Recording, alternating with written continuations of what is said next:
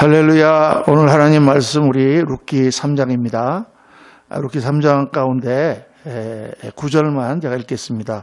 이르되 내가 누구냐 하니 대답하되 나는 당신의 여종 룻이오니 당신의 옷자락을 펴 당신의 여종을 덮으소서. 이는 당신이 기업을 물을 자가 되매니이다 하니.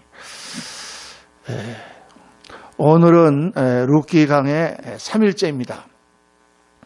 룻기는 모두 4장인데 각 장마다 주제가 있습니다. 1장의 주제는 선택이었죠. 선택. 2장의 주제는 은혜. 그리고 오늘 이제 우리가 묵상하는 3장의 주제는 믿음입니다. 그리고 마지막 4장의 주제는 회복입니다. 회복. 선택과 은혜 그리고 믿음과 회복. 이 4 주제가 룻기 전체의 내용입니다.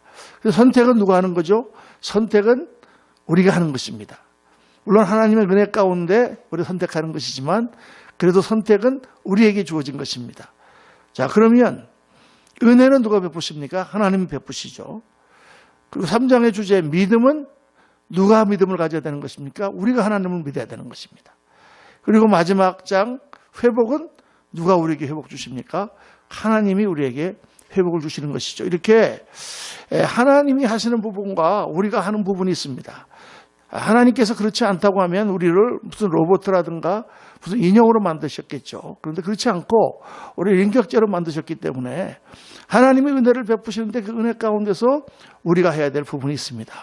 오늘 말씀 3장은 바로 이 룻기의 모든 이야기 중에 클라이막스, 가장 아주 정점에 도달하는 그런 말씀인데 그 말씀은 바로 믿음에 관한 것입니다. 우리 앞에 내용을 한번 잠깐 훑어보면 룻이라고 하는 모압 지방에 사는 이방 여인이 있었죠.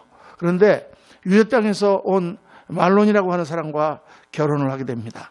그러나 결혼한 지 얼마 되지 않아서 시아버지 엘리멜렉이 죽어버리고 그리고 잠시 후에 자기 남편 말론도 죽어버리고 맙니다. 또 자기의 시아제였던 기련도 죽어버리고 말죠. 그래서 과부가 된 시어머니와 또 이 룻과 또 그 동서인 오르바 3 과부가 되어버리고 말았죠.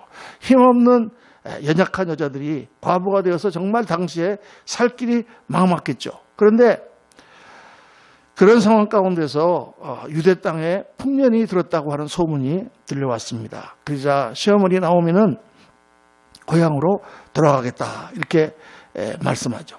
그래서 2 며느리에게 너희는 그냥 모압 땅에서 제가해서 살라 이렇게 권할 때 오르바는 그 말을 듣고 그냥 제가를 하러 모압 땅에 머무르지만 룻은 시어머니를 따라가겠다 이렇게 고집하고 그 이유는 첫째는 늙은 시어머니를 어떻게 쓴지 자기가 봉양하겠다고 하는 그러한 결심, 또 하나는 죽더라도 남편의 하나님 여호와 하나님 백성으로 죽겠다고 하는 신앙적인 결단이었습니다. 그래서 룻은 시어머니를 따라 베들레헴으로 오게 되죠. 그러나 유대에서의 삶은 결코 쉬운 것이 아니었습니다. 누가 이 쌍과부를 먹여 살려주지가 만무하죠. 룻은 생존을 위해서 남의 밭으로 이삭을 주러 나갑니다. 고달프고 어려운 일이지만 정말 추수할 때 떨어진 그 부스러기 곡식을 하루 종일 주어도 한 대박 될까 말까 그런 고달픈 일이지만 또 거기에 추수하는 그런 일꾼들에게 잘못하면 봉변도 당하기 쉬운 그런 위험한 일이었지만 룻은 그렇게 되었죠. 그런데 룻이 어떻게 하다 보니까 보아스라고 하는 부자의 밭에 들어가서 일을 하게 되었습니다. 알고 보니까 이 보아스는 시아버지 엘리멜렉의 친척되는 사람이고 그 사람이 바로 이 나오미의 기업을 물어줄 수 있는 그런 사람이었습니다. 하나님의 은혜로 보아스가 이 룻이라고 하는 이방 여인을 유심히 보게 되었습니다. 그리고 그가 바로 자기 친척 엘리멜렉의 며느리요 이방 땅에서부터 시어머니를 봉양한다고 유대까지 따라온 기특한 여인인 것을 알았습니다.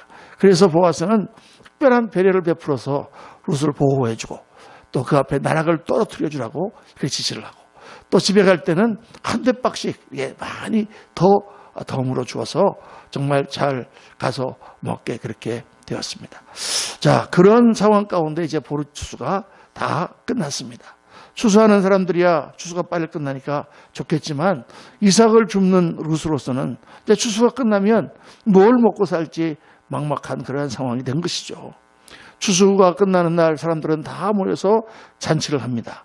마지막 보리를 거두고 나면 밤늦게까지 잔치를 하고 다 밭에서 쓰러져서 여기저기 잠을 잡니다. 그런데 그날 시어머니 나오미가 며느리 룻을 조용히 부릅니다. 그리고 오늘 룻에게 간곡히 이렇게 얘기합니다. 야, 오늘 추수 끝날 잔칫날이 아니냐. 너 목욕하고 화장하고 제일 예쁜 옷을 꺼내와라. 사람들이 잔치가 끝나고 다 잠이 들었을 때 보아스가 누운 곳에 가서 그 이불을 들치고 보아스에게 들어가라. 지금 시어머니가 과부 며느리에게 보아스라는 사람에게 다시 시집을 가도록 해보라고 지금 권하는 것입니다. 그런데 이것은 단순히 그냥 재가를 가는 것이 아니고 만약 일이 잘 성사가 된다고 하면 보아스가 그 나오미의 기업을 물어주어서 얘 땅을 되찾을 수가 있는 그런 상황이었기 때문이죠. 룻은 이 어머니의 말을 가만히 듣더니 고개를 끄덕이고 들어가서 곱게 몸단장을 합니다. 그리고 화장을 하고 밤에 잔치가 벌어지고 있는 밭으로 나갔습니다. 여기저기 노잣거리가 쌓여져 있고 횃불들이 밝혀져 있고 사람들이 막 먹고 마시고 떨고 잔치를 하다가 밤이 깊어지자 다 잠이 들어서 여기저기에서 담요를 덮고 자는 그런 가운데 룻은 가만히 보아스가 있는 곳을 보고 있다가 사람들이 다 잠들었을 때 보아스에게로 갑니다. 그리고 보아스의 그 담요를 들치고 보아스의 그 이불 속으로 들어간다고 말이죠. 보아스가 자다가 이 기척에 깜짝 놀랐겠죠. 누구요? 일어나 보니 거기에 아름다운 여인 룻이 누워 있었습니다. 아니 이 밤중에 웬일이요? 그때 룻이 말하죠. 나는 당신의 시녀 룻이오니 당신의 옷자락으로 시녀를 덮으소서. 당신은 우리의 기업 물을 자가 됨이니이다. 좀 쉬운 말로 한다 그러면 서방님 저를 거두어 주옵소서 그런 얘기죠. 보아스가 눈치를 챘습니다. 그래. 내가 현숙한 여인인 것은 동네가 다 아는 사실인데 네가 이렇게 온 것은 그냥 단순히 네가 시집가겠다는 것이 아니라 내 시어머니, 내 집안의 기업을 되찾겠다는 것이로구나. 네가 젊은 사람을 쫓아가지 아니하고 가문의 기업을 생각하는 것이 참 기특한 일이다. 내가 발밑에 그냥 자고 있다가 내일 아침에 내가 나보다 엘리멜렉과 더 가까운 친족을 만나서 그 사람에게 기업 물을 권한을 내가 받아가지고 그래서 네 기업을 도로 사주겠다. 이렇게 이야기하는 것이 오늘 말씀 전체의 내용입니다. 자, 이 얼마나 감사한 일입니까? 이 보아스가 만약 그렇게 해서 그 땅을 도로 사준다고 하면 룻과 나오미는 이제 살 길이 열렸고 그들은 하나님께로부터 받은 기업을 계속 이어나갈 수 있는 길이 열리게 된 것이죠. 여러분 오늘 이 말씀 가운데서 하나님께서 이 룻이라고 하는 여인을 통해서 우리에게 전하시고자 하는 중요한 메시지가 있습니다. 그 메시지가 무엇입니까? 그 메시지는 바로 믿음이란 무엇인가? 믿음이란 무엇인가 하는 것입니다. 믿음이란 어떤 것인가? 오늘 말씀 가운데 세 가지를 우리가 살펴볼 수가 있는데 첫째 믿음은 적극적인 것입니다. 적극적인 것. 지금도 그렇지만 당시에는 여자들이 상당히 무시당하던 완전히 무시당하는 시대죠. 그런데 그런 상황 가운데서 그 옛날에 그런 상황 가운데서 지금 여자가 지금 남자의 이불을 들치고 그 안으로 들어간다? 이거는 지금 엄청난 용기요. 정말 적극적인 자세인 것입니다. 만약에 보아스가 룻을 거절했다고 하면 얼마나 부끄럽겠습니까? 그 소문이 퍼지면 룻은 아마 아주 천박한 여인으로 사람들에게 낙인 찍을 수 있는 그런 아주 위험한 일이었죠. 그런데 룻은 그런 위험을 감수하고 믿음으로 시어머니 나오미가 시키는 대로 담대하게 보아스의 담요를 들치고 들어간다고 말이죠. 믿음은 바로 그런 것이다.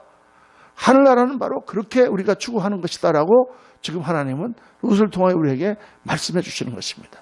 여러분 성경에 보면 이 믿음의 사람들, 하나님을 쓰시는 사람들은 전부 이런 적극적인 믿음을 가진 사람들이에요. 마태복음 1장에 보면 아브라함과 다윗의 자손 예수 그리스도의 세계라라고 하는 그런 말씀이 나오죠. 예수 그리스도의 계보라.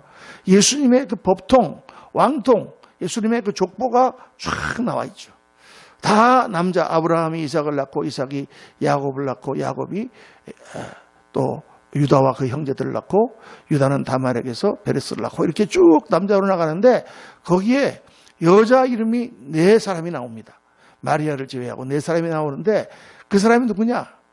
첫째는 유다의 며느리였던 다말이요. 둘째는 여리고성의 기생이었던 라합입니다.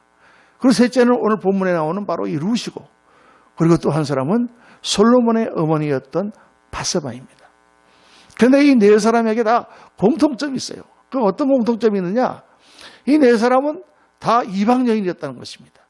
그 이방 여인이었을 뿐만 아니라 이들은 아주 적극적인 자세로 자기가 취해야 될 것, 자기의 인생을 개척하고 자기의 운명을 선택해가고 그렇게 하나님을 추구하며 나갔던 사람들이었다는 것이죠. 그래서 남자들만 기록되어 있는 족보에 이 여인들의, 이 이방 여인들의 이름이 거기에 기록되어 있는 것입니다. 첫 번째 이 다말이라고 하는 여인은 어떤 여인입니까? 우리가 창세기 38장에 보면 그 내용이 자세히 나와 있는데, 유다에게 3 아들이 있었죠.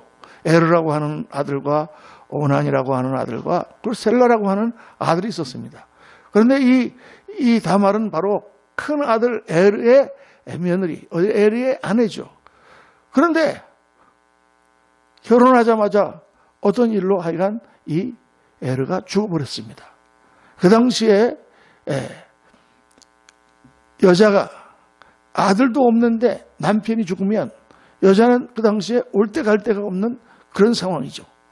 여자는 항상 남자의 밑에 이렇게 소속이 되어야 되기 때문에 아버지 밑에 소속되어 있든지 남편에게 소속되어 있든지 아니면 아들이 있어야 되는데 그 아무것도 없는 사람을 생과부라고 합니다.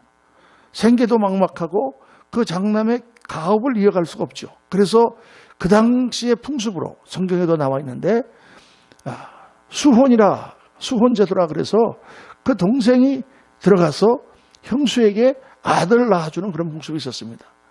그런데 둘째 아들 오난이 그것을 하기를 꺼려하다가 오난도 죽어버리고 말았어요.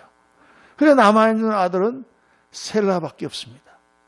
이 유다가 보니까 이 여자가 들어와서 자기 아들 둘이 죽었는데 잘못하면 이 막내 아들도 죽을지 모르겠다.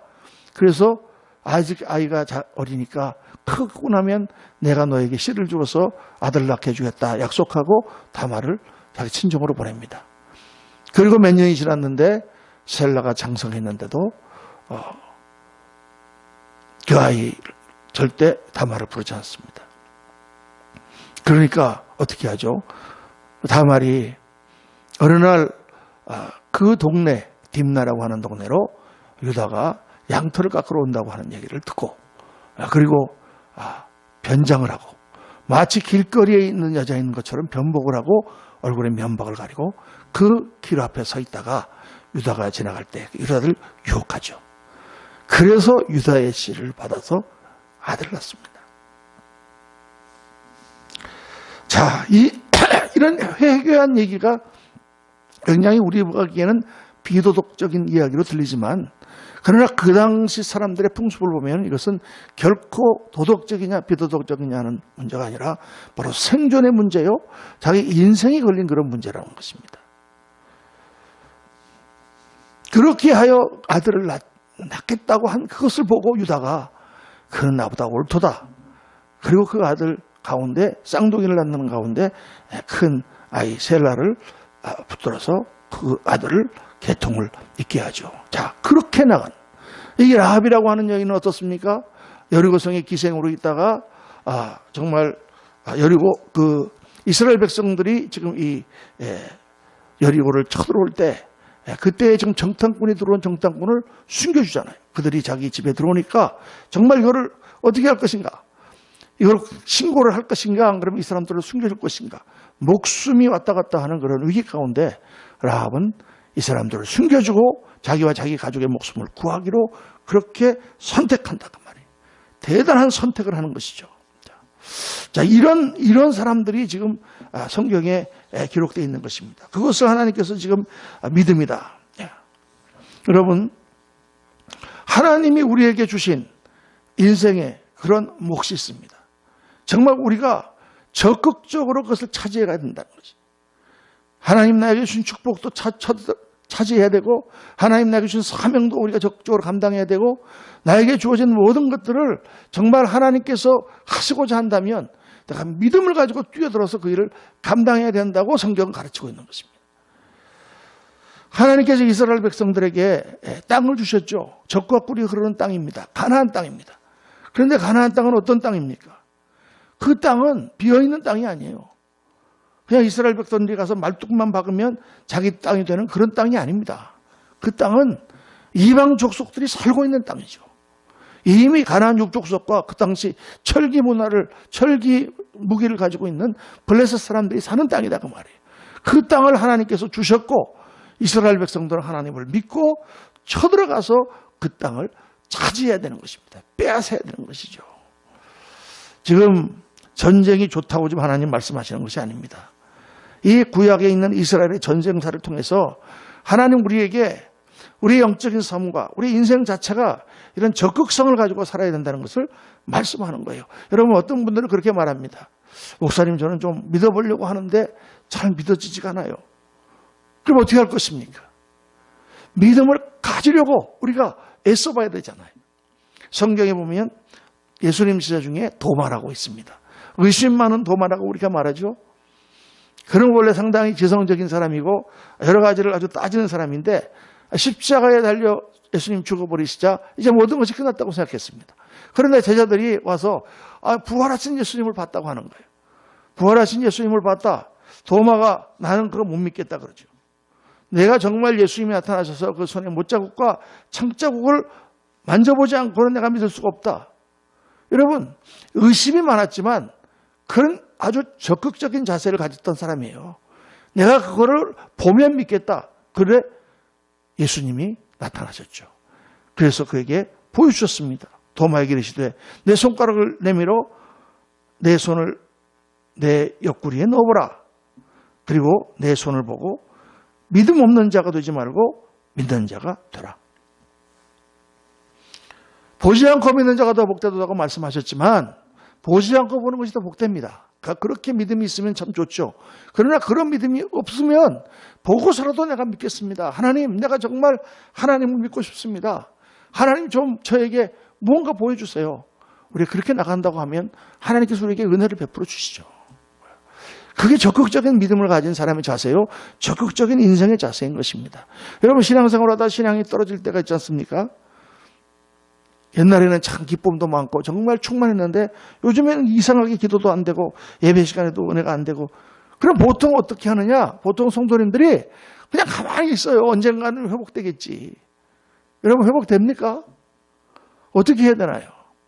내가 왜 이렇게 신앙이 떨어졌는가? 옛날에는 정말 하나님 믿었는데 요즘에 이렇게 믿음이 희미해졌는가? 목사님도 만나보고 전도사님도 만나보고 기도도 해보고 그러면서 하나님 앞에 더 가까이 나가려고 우리가 노력하고 적극적으로 주님 앞에 나갈 때 그때 우리 믿음이 회복되고 하나님의 은혜가 우리 가운데 임하게 되는 줄로 믿습니다.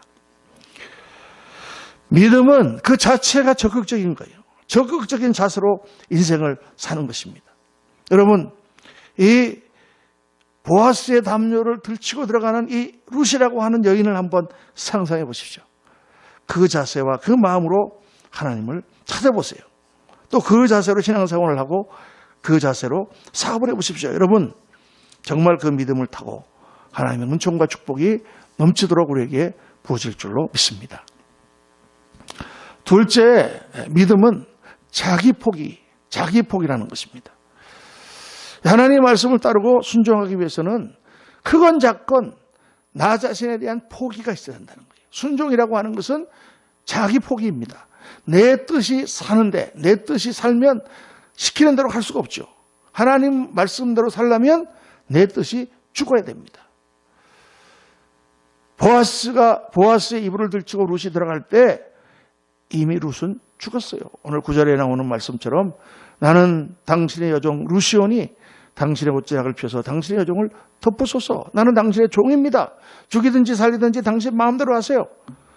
나를 살려줄 분은 당신밖에 없습니다. 내 몸을 당신께 의탁합니다. 자기 포기. 이 룻의 자기 자세야말로 하나님께 나아가는 우리의 자세입니다. 하나님 앞에 말씀을 순종하는 것은 자기 포기죠.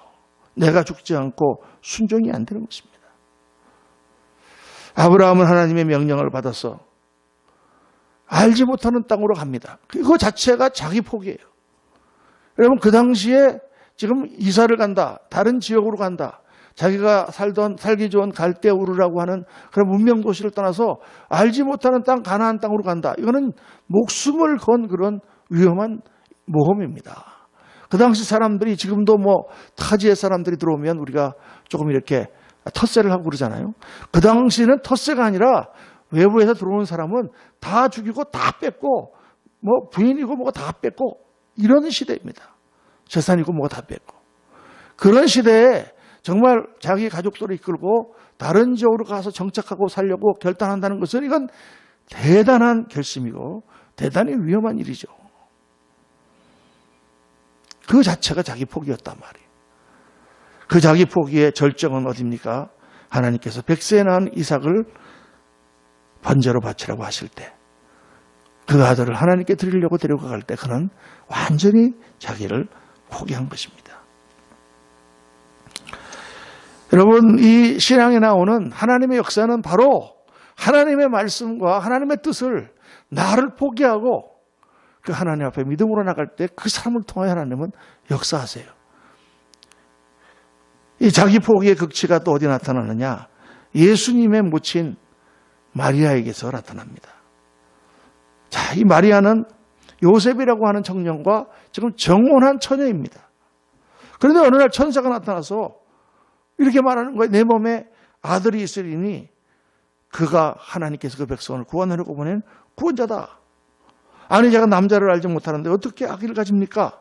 근데 천사가 성령이 내게 임하시고 지극히 높으신 이의 능력이 너를 덮으시리니 이러므로 나실 바 거룩한 자는 하나님의 아들이라 일컬음 받으리라. 여러분, 지금 남자를 알지 못하는 처녀인데 지금 정혼한 약혼자가 있는데 하나님께서 너에게 임하셔서 지금 너에게 아기를 임신하게 하겠다고 천사가 말하는 거예요. 이거 받아들일 수 있는 일입니까? 그런데 그때 마리아가 어떻게 대답합니까? 주의 여종이오니 말씀대로 내게 이루어지이다. 여러분, 이것은 대단한 자기 포기죠. 이 마리아의 자기 포기의 믿음을 통해서 하나님께서는 역사를 이루신 것입니다. 또 요셉을 보십시오.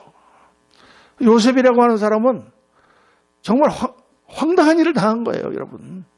어느 날 자기 사랑하는 약혼자 마리아가 어느 날 유대 땅에 갔다 오더니 아기를 배가지고 온 거예요. 임신을 해가지고. 지금 이제 앞으로 결혼하려고 데려올 사람인데 아기를 가졌으니 어떡해요? 이거를 그냥 동네방네 떠들면 그 여자는 간음한 죄로 죽습니다. 그래서 어떻게 조용히 이거를 파혼을 하려고 하는 자에 천사가 밤에 나타나서 요셉아, 내 아내 마리아 데려오기를 무서워 말라. 그에게 잉태된 것은 사람으로 된 것이 아니라 하나님의 성령으로 된 것이다. 그리고 그에게서 메시아가 날 텐데 그 이름을 예수라 하라. 이는 그가 자기 백성을 죄에서부터 구원할 자심이라. 그 말씀을 듣고 요셉이 그 마리아를 데려오지 않습니까? 그리고 그 몸에서 난 아기를 같이 키우잖아요. 여러분, 정말 요셉이야말로 자기를 완전히 포기한 사람이죠. 하나님의 말씀 앞에, 하나님의 뜻 앞에 그런 사람들을 통하여 예수 그리스도께서 이 땅에 오셨다고 말이죠. 그 하나님 앞에 우리가 쓰임받고 정말 하나님께서 주시는 그러한 사명을 향해 나갈 때 반드시 이 자기 포기의 단계가 있어야 됩니다. 저도 처음에 미국에서 정말 하나님의 부르심을 받고 신학교 가려고 할 때 바로 이 자기 포기를 경험했습니다. 정말 하나님께서 나를 부르셨는가? 그래 고민하고 있을 때 하나님께서 말씀하셨어요. 내가 너를 정말 작은 종으로 쓴다고 해도 너는 그게 이 세상에 어떤 것보다 더 귀하다고 생각하지 않느냐? 제가 시편 84편을 그때 생각을 했습니다. 주의 공장에서의 한 날이 다른 곳에서 첫날보다 나은 즉 악인의 장막에 사는 것보다 내 하나님 성전 문지기로 있는 것이 좋사오니. 하나님이 쓰신다면 아무리 작은 종이면 어떠냐. 성전에 문지기로만 있어도 그게 이 세상에서 어떤 영광을 받는 것보다도 더 귀한 일이 아닌가. 그 과정을 거쳐서 하나님께서는 저를 종으로 삼으시고 또 작지만 하나님께서 그래도 지금까지 써오신 것이죠. 여러분, 하나님의 말씀을 믿음으로 순종하는 것은 정말 때로는 어렵고 정말 때로는 망하는 길처럼 보이지만은, 그러나 예수 안에 내가 죽고 순종할 때 하나님의 역사가 우리를 통하여 나타납니다. 이 말씀이 성령의 감동으로 깨달아지시기를 예수 이름으로 축원합니다. 마지막으로 이 믿음은 근거가 있는 믿음이라는 것입니다. 믿음은 적극적인 것이고 믿음은 자기를 포기하는 것이다. 그런데 그렇다고 해서 아무거나 믿고 아무거나 뛰어드는 그런 무모한 행동을 말하는 것은 아니다라는 것이죠. 롯이 보아스의 담요를 지금 들치고 들어간 것은 완전히 자기를 포기한 그런 믿음이었죠. 그렇다고 해서 전혀 근거 없이 무모하게 지금 아무 남자에게나 롯이 들어간 것이 아니죠. 신앙이라고 하는 것은 상식에 맞지 않고 이성적으로 이해가 되지 않는 그런 일도 하나님의 말씀에 따라서 순종하는 것이지만, 그렇다고 무조건 무모한 것이 믿음은 아닌 것입니다. 롯이 지금 보아스라는 사람에게 그 자기의 몸을 의탁하고 기업을 물어주기를 청하려고 결심한 것은 보아스라는 사람을 경험했기 때문이죠. 롯은 보아스를 만났고 그의 모습과 그의 인격을 보았고, 그리고 자기에게 베푼 호의를 보았고, 이 사람이 정말 내가 이런 요청을 해도 자기를 부끄럽게 할 사람이 아니라고 하는 그런 신뢰감이 있었다는 것이죠.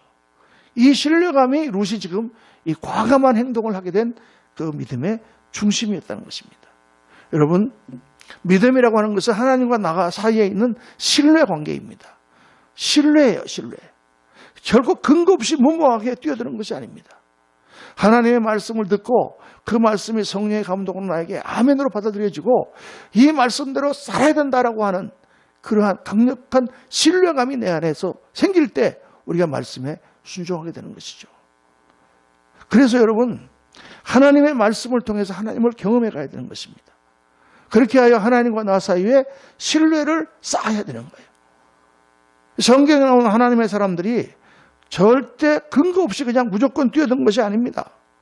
아브라함이 지금 자기 자식을 바치는 100살에 낳은 아들 이삭을 바치는 엄청난 일을 했지만, 그렇게 할 수 있었던 것도 그동안에 25년 동안 하나님과의 관계에서 생긴 그 엄청난 하나님에 대한 신뢰가 그 마음에 자리 잡고 있었기 때문에,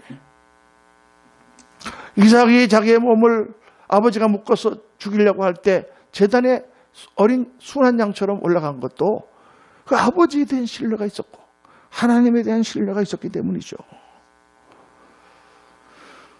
여리고의 기생 라합이 정탐꾼들을 숨겨주는 모험을 감행했을 때 그냥 라합이 그 사람들 숨겼습니까? 아니다 그 말이에요. 성경을 자세히 여러분 보세요. 라합이 많은 소문을 들었습니다.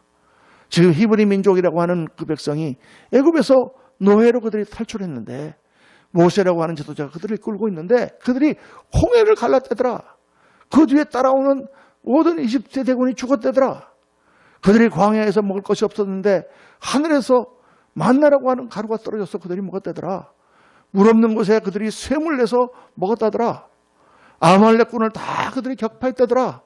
지금까지 그들이 오면서 모든 민족들을 다 이기고 왔다더라. 그런 소문을 다 들었습니다. 그때 라합이 생각하죠.